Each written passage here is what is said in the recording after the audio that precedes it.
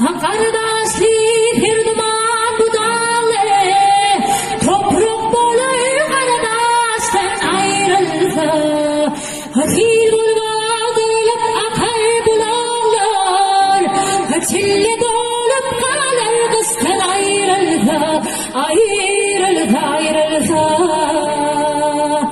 Adına